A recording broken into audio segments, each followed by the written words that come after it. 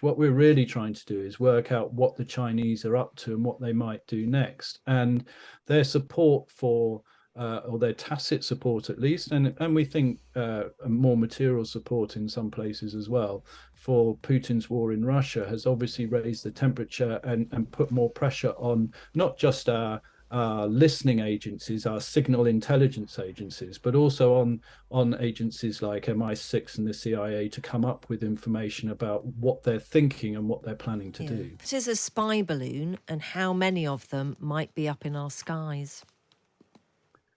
Well, not that many is probably the answer to that. The row over this Chinese balloon suggests that others are not really using that technology, because obviously if you're using it, you don't want to highlight the fact that you are doing it. And what is a spy balloon? It's essentially a weather balloon. So you can pretend it's a weather balloon, or might be a weather balloon, or something that might be used in that way. It's a high altitude balloon. In this case, we believe it's 200 foot tall, according to the Americans, which is pretty large. It's heading for the upper atmosphere, probably filled with helium or hydrogen to help it rise, with some control mechanisms to try and alter the height, but also possibly with a parachute to bring the equipment back down to Earth. And with quite a lot of equipment, we understand. The US military has been saying that it was enough equipment the size of a small jet plane, a regional jet plane. A couple of people have suggested it might be a couple of bus lengths long. Certainly quite an amount of equipment slung underneath it, which includes some propellers and rudders to try and steer it in the direction that the Chinese wanted it to go. Why aren't the Chinese just using satellites? They are using satellites, but a balloon will do something different to a satellite. So with satellites are mainly aimed at imagery, and these days I'm sure people have seen a lot of the imagery coming out of Ukraine. They're incredibly good, and they can get some very good images. They're reliant on the weather, of course. If it's cloudy, you can't see much. But that would be the And same for a balloon, wouldn't it? it would, although the balloon can go a bit lower, so it might have a better chance. And the closer it gets, of course, the better it's able to see stuff. But the other thing that it can do that a satellite can do less well is that it can listen in on the stuff. So it can pluck radio and possibly phone signals out of the air and listen to stuff more effectively than a satellite can. Of course, satellites can, because some communications are bounced off satellites, but the balloon, we think, although we haven't yet recovered the equipment that was underneath it, will be able to do that as well. Is there much that China doesn't know about everybody?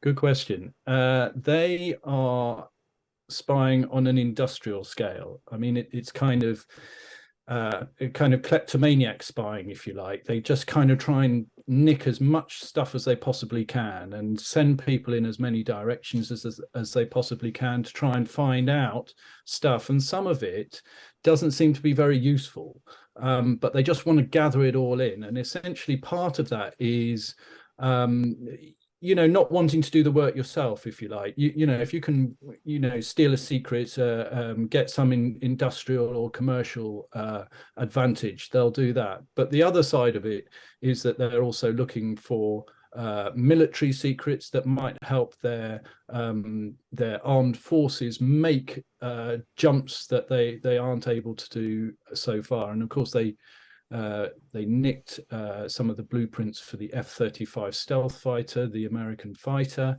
and they have had other successes which have been extremely painful for the Americans and for us.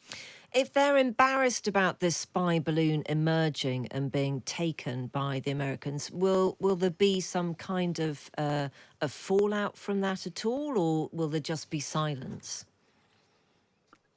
From the Chinese? Yes. So the Chinese initially kind of tried to brush it off, and they'd obviously come up with a line that they were going to use, which was it's just a weather balloon that's been blown off course, quite a long way off course, obviously.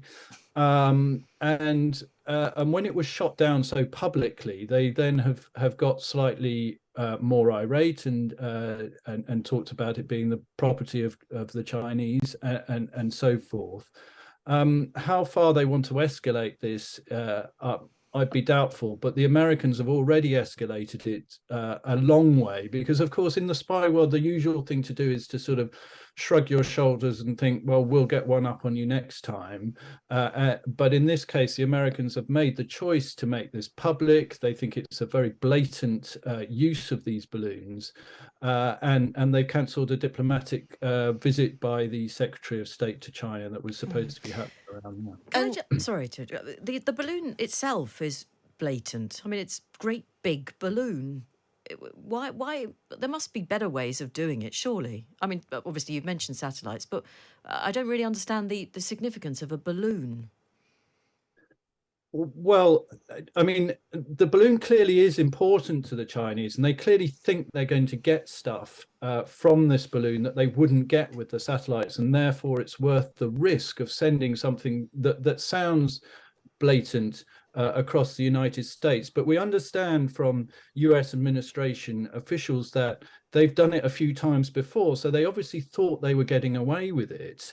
And it's only on this occasion, and the timing is clearly unfortunate as the temperature ramps up between China and the US over Taiwan, that this time they've been called out on it.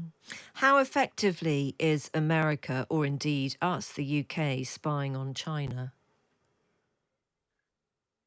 Well, we certainly spy on China. There's no doubt about that. And between them, the National Security Agency in America and the GCHQ in the UK have a very important operation focused at the Chinese, not least over legacy issues around Hong Kong, but also around Taiwan, which is a potential problem.